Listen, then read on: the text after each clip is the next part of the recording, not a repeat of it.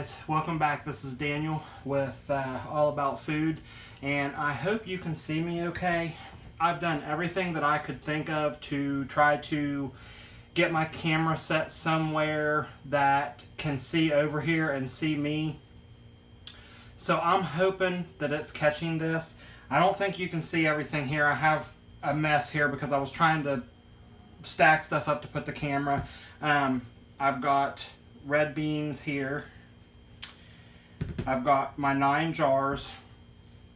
I might as well tell you what I'm doing. We are going to make chili beans using red beans. Now, I'm going to say this before we get started. I'm canning my beans the dry method. It is not recommended by the USDA. That does not mean that you cannot do it. Do your research. You do what feels comfortable to you. I think the reason why they say not to do it because, you know, they swell up, you're doing it, but we're only going to put a half a cup in each one of these, and we're going to leave plenty of room for expansion. Now, in my other video I've talked about, I think it's the vegetable stock video or vegetable broth video, I showed how to bring the canner up and the jiggling and all that stuff. So I'm not going to show all that stuff today. I'm just going to show you what I do to make this. Now, my jars have been washed in hot soapy water, and I do have my lids in hot water soaking, but I do not worry about heating this up or putting hot water liquid in this because you're pressure canning this. It's going to get so hot, it's going to heat this stuff up. It's going to seal the rings. Now, if you're doing hot water bath canning with like tomatoes and stuff, of course you want to sterilize these, wash them, rinse them, and sterilize them in boiling water or in the oven method, however you do that. But if you're pressure canning, you do not have to do that. You still want to wash and rinse them with soapy water, but you do not have to put them in the boiling water to sterilize because it's going to get so hot and so under pressure it's going to kill any kind of bacteria or anything that's in there. So you can how you want to can. I have no problem canning the way that I do. Like I said, everything's been washed and rinsed. So I want to show you what I'm going to do. I need to grab a couple things really quick.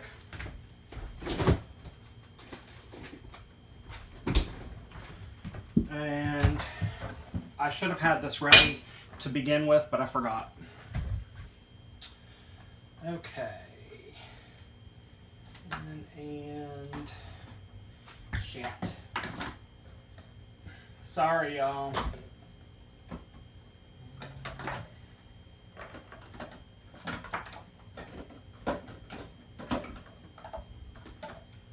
Well, maybe. Hold on.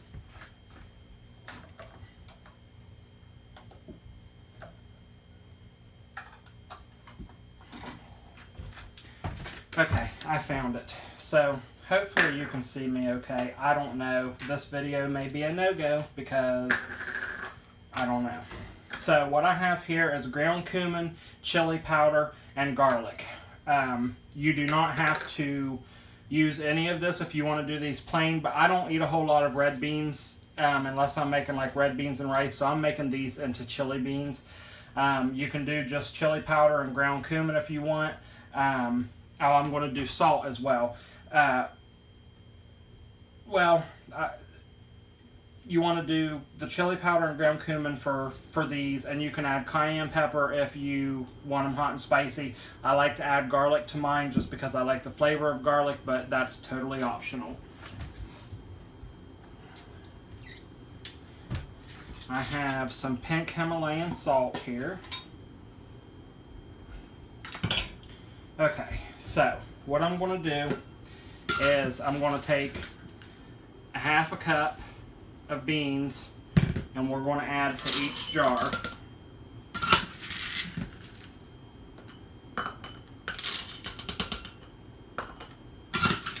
And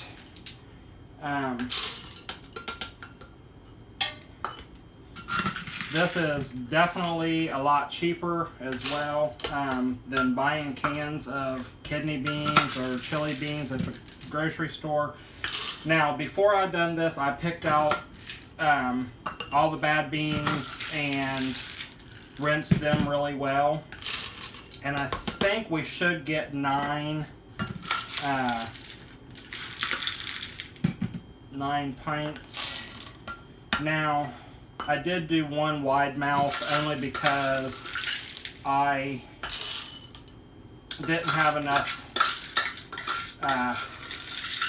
flats for the ninth jar. So we're going to do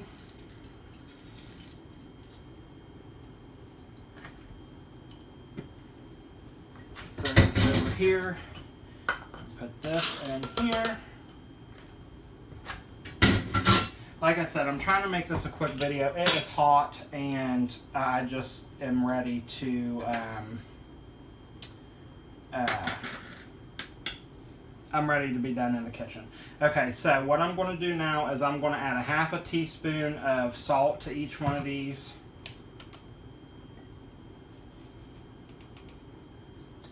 And salt is completely optional with this.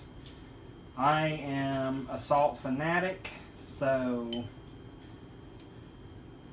of course I want the salt. Okay, so I've got my salt. Now, I am going to add, because I like mine strong flavored, I'm going to add a 1/2 tablespoon of cumin to each one. And that's a tablespoon. You don't have to add this much. It's to your liking, so I like this stuff strong, and with making it strong like this, I can use the beans and not have to add any other packets of seasoning, so I'm good to go. Okay, let me get this put on here. Sorry y'all, it is, I hope you can see me okay. It's hot as hell, excuse my language, it's hot. I'm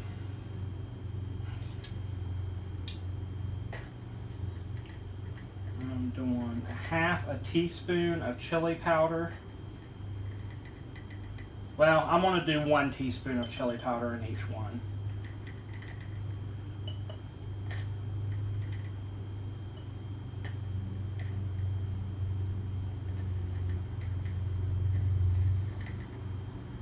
Way I can just use up the rest of my chili powder and this one, and we'll be good to go. Now, I like hot and spicy stuff, but I'm not going to add any cayenne pepper to these ones just because I'm hoping to be moving soon, and I may be cooking for someone who does not like spicy, so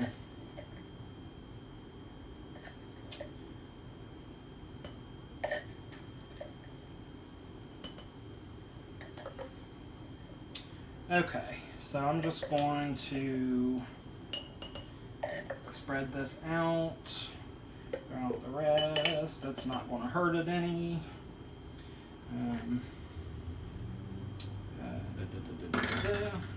Sorry y'all, I don't have my shit together.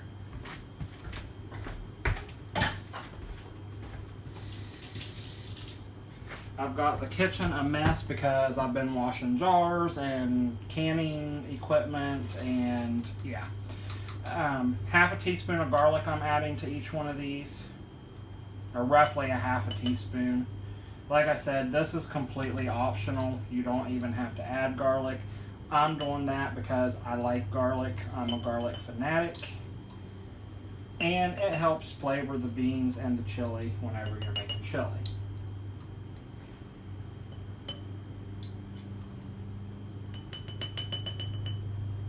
Alright, so we've got that. Now, all I'm going to do is fill up these with water to about 1/4 inch of headspace or so.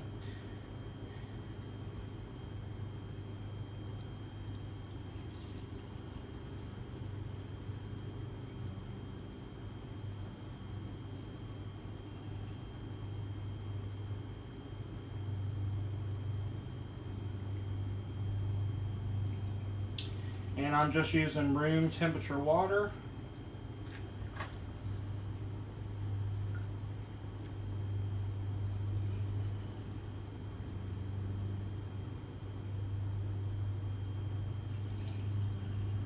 And I think I'm going to have to get more water. Alright, you guys. Just bear with me for a minute. Okay, and hopefully you guys can hear me okay, because my phone's a little ways away from me. And I'm pouring water on the damn floor. Excuse my language once again. I need more water. So pretty much you're just going to fill these up with your dry beans, your water, and your seasonings. Like I said, you do not even have to use any seasonings whatsoever in them if you do not want to. That's totally optional, but I am going to be using these to make chili. And I will probably use 2 jars per each time I make chili, just depending. So I'm going to get 1, 2, 3, 4.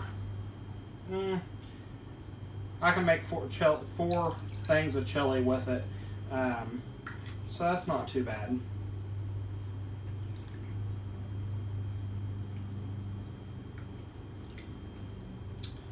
Alright. Got almost all my water. Okay. So, what we are going to do now, we got all of those on there. I need a damp paper towel.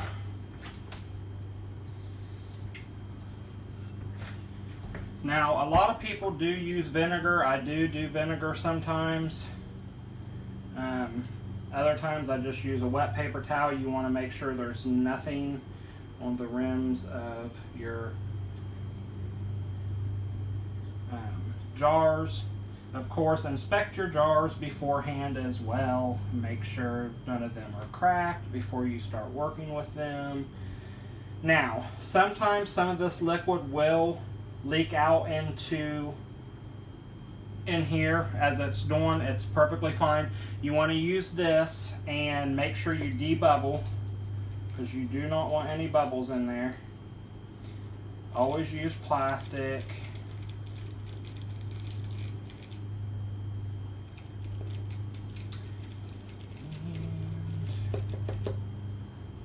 Sometimes you may have to add a little bit more liquid after you do this.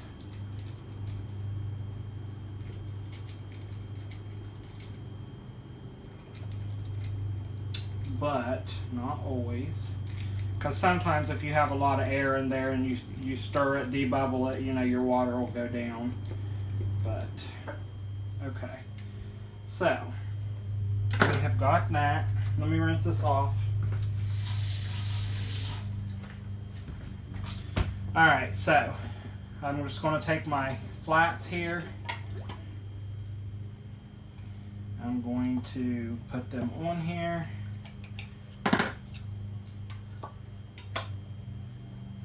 I'm just grabbing them out with my hands, y'all. My hands are clean.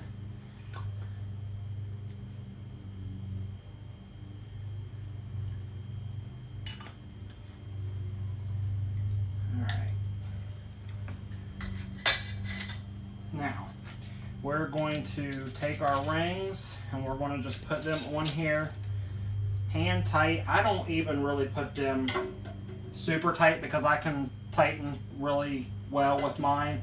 Let me grab my rings.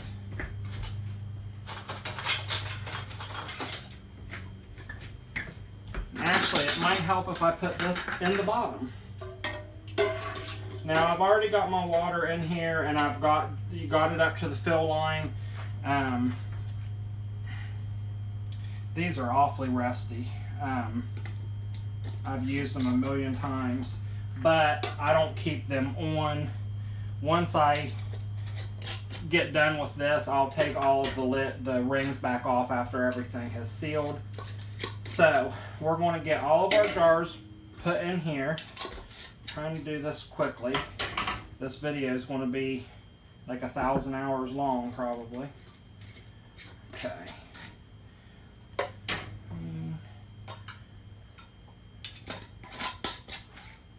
Let me grab one more ring. Y'all, excuse my language, but my ass just ain't with it today. It has been a long day. This is the second video I made today. I done the sprouting video earlier and it's already up. So I've got 9 pints in here. I am going to process this for 75 minutes. I'll go ahead and tell you real quick. You always want to make sure your hole is clear through here for this to vent. And we are going to line this up, close this, turn our heat on high. Once steam starts coming out this, we let it vent for 10 minutes. And then where I live, I'm doing 10 pounds of pressure. So after I let it vent for 10 minutes, I'm going to put the weight on top. And as soon as the weight starts rattling back and forth, I will turn the heat down to medium and set the timer for 75 minutes. When these get done and ready to come out, I will be back to show you all that. Stay tuned. Alright guys, so our pinto beans, I'm nutty. Our chili beans made with the dry red beans that we canned for 75 minutes just came down from pressure and I took them out. Now, you're probably seeing something. See how these rings, I don't really want to touch it, I know it's super hot, kind of turn black. I do not know why that done that. I have never ever experienced that. The only thing I can think of is I added vinegar to the water to keep from getting a film on the outside of the jars due to calcium in the water. And this time I added apple cider vinegar instead of white vinegar. That's the only thing that I can think that would have caused that. I'm going to research and see what would have caused that because I've never had that happen before. So anyways, here are the beans. And it might have to do with where my rings are was a little bit rusty, starting to rust because they're really old. But I'm going to research and find out what caused that. I hope y'all enjoy. Have a great evening. Quick update, y'all. With the flats and the rings that looks like they turned black, I got with a cousin of mine who does canning all the time. She looked some stuff up and what we figured out is the insert of the canner that the jar set on is aluminum, and generally I put white vinegar in with my water because it helps with, like I said, the calcium buildup on the outside. I used apple cider vinegar, so I think it just reacted with that aluminum, the acid in it reacted with the aluminum, and that's what done it. I mean, it didn't harm the inside of the food or anything in any way because the jar's sealed and all that stuff. It was just a reaction from the apple cider vinegar. So that's all that was. Talk to y'all later. Hope you enjoyed this video.